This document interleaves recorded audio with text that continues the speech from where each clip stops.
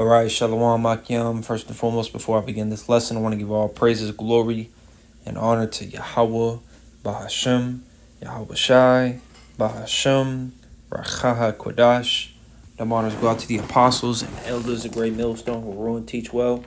Shalom Barakim to you brothers and sisters out there. All right, this is the brother Malachi from the Great Millstone Nashville camp. And Lord willing that this lesson is edifying to the elect. All right.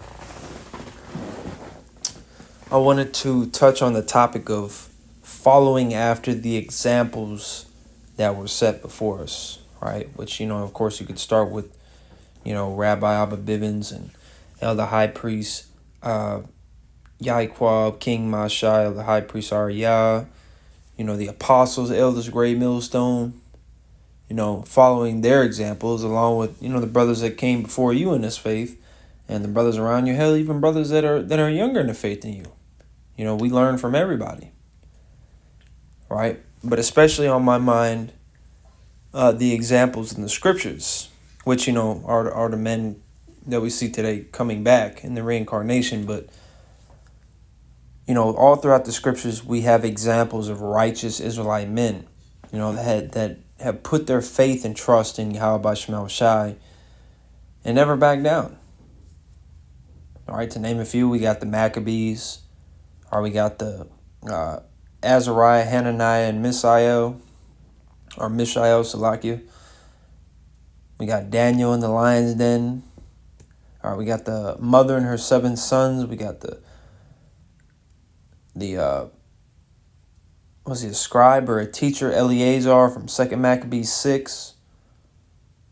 We got ultimately, above all, Yahweh Shai. All right, and the list goes on of men that, girded up their loins and served Yahweh Shema Shai through thick and thin, right, and never denounced their faith. So I actually want to go ahead and get this as well.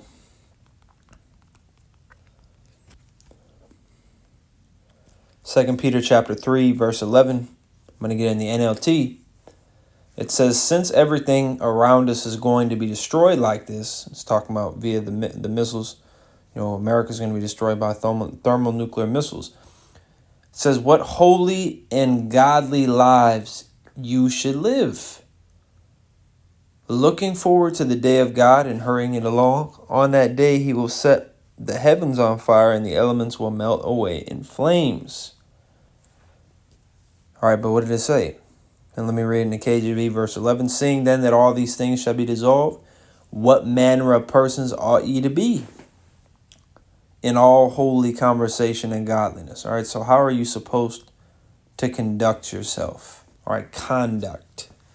All right, there's a certain type of standard that we have to uphold being Israelite men, which is actually what's going to lead into this lesson. Romans chapter 15, verse 4. It says, for whatsoever things were written aforetime were written for our learning, that we through patience and comfort of the scriptures might have hope. All right, so all these things were written so we can look back at it and say, look, this is how I need to be. All right, this is the type of character I need to develop. And we're all supposed to be developing our character every day. We're always striving to be, that's part of Philippians 2 and 12, working out your own salvation. You're striving to be better than who you were the day prior. All right. Let me grab this. The Sirach chapter 2 verse 10, it says, look at the generations of old and see, did ever any trust in the Lord and was confounded? Or did any abide in his fear and was forsaken? Or whom did he ever despise that called upon him? All right, and this is, all rhetorical questions because the answer is nobody. The Lord never forsook anybody, all right, that was sincerely seeking him. He never despised anybody that called upon him. He never, allowed the individual to be confounded, all right? And how do we look at the generations of old? Looking back at the scriptures. They were written for us to have comfort and hope, for us to have examples on how to be and how not to be. All right, there's examples on how not to be as well. All right? Korah, King Saul, all right, Nabal, Nebuchadnezzar, Judas Iscariot. All right, there's a lot of examples on both sides. There's more so positive, sides. It talks about that towards the latter end of the book of Ecclesiasticus. Starts to mention certain men and describe the things that they did, and basically give them reverence. You see. So I'm going to get a couple accounts and take what you will from it. The Lord willing that it's exhorting and edifying. All right, Acts chapter 21, verse 10 to 13 in the NLT. It says, several days later, a man named Agabus, who also had the gift of prophecy, arrived from Judea. He came over, took Paul's belt, and bound his own feet, hands, and with it. Then he said, the Holy Spirit declares, so shall the owner of this belt be bound by the Jewish leaders in Jerusalem and turned over to the Gentiles. When we heard this, we and the local believers all begged Paul not to go to Jerusalem. So basically they were trying to stop him from going because they didn't want him to get captured. All right, which also reminds me of, when you look back at the history of the scriptures, before Apostle Paul was even in the faith, you had Apostle Peter try to stop Yahushua from going, was it to Jerusalem as well, if I'm not mistaken? Salakia, memory's kind of spotty on that, but he tried to stop him. He said, don't go there. And Yahushua said, get behind me, Satan. All right? Because ultimately we understand that, whatever is written, whatever our destiny, our fate is, it's how the Lord wants it to play out. See? Now look at what Apostle Paul responded to this. Verse 13, but he said, why all this weeping? You are breaking my heart. I am ready not only to be jailed at Jerusalem, but even to die for the sake of the Lord Yahushua. All right, and that is a complete and utter manly, righteous response.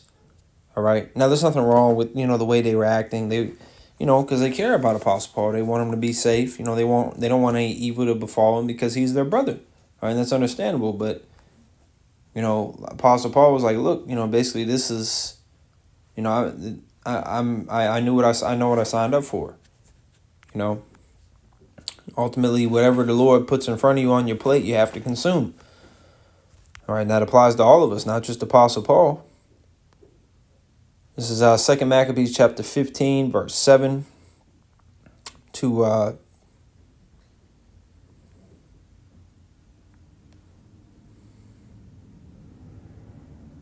9. It says, but Maccabeus had ever sure confidence that the Lord would help him.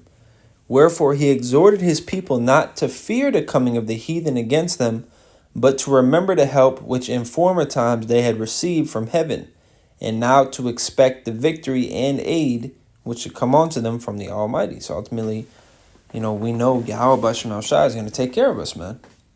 Back to that Sirach 2 and 10. All right, verse 9, it says, and so comforting them out of the law and the prophets, because these scriptures are supposed to bring you comfort. All right, looking at all the things the men of old have been through and were delivered from, and then and even on the opposite side of that, looking at the future that Yahweh Bashem Shai promised to those that stay loyal unto him. All right, strive for the truth unto death, and the Lord shall fight for thee. Sirach 4 and 28. All right, he that endureth to the end of the same shall be saved. Matthew 24, I believe the 13th verse. All right, Yahushua talked about how he goes to prepare a place for us. All we got to do is finish. All we got to do is retain our crown. All right, you have obtained the truth. Now you have to retain it. All right, and with this is going to come this persecution, because persecution is going to come. All right, it says, and so comforting them out of the law and the prophets, and withal putting them in mind of the battles that they won afore, he made them more cheerful. All right, and that's another thing. We have to exhort one another. We always have to exhort one another. Because although we're working out our own salvation, we are our brother's keeper. We got to make sure that, everybody, because it's one body. Make sure the bros around you are in good spirits, man. Make sure bros around you are, ready to fight. All right, exhort them. All right, we're supposed to correct one another, exhort one another, support one another. Love your neighbor as yourself. All right, just like when you're low and the spirit of brother will pick you up, make sure you pick up brothers, man. Remind them about certain scriptures. All right, let them know you're there for them. Whatever. All right, so this is just something I wanted to, put up real quick, and I pray it was edifying. Before I get out of here, I want to give all praises to Yahweh Shai, them honors to the apostles. It was a great millstone. Shalom.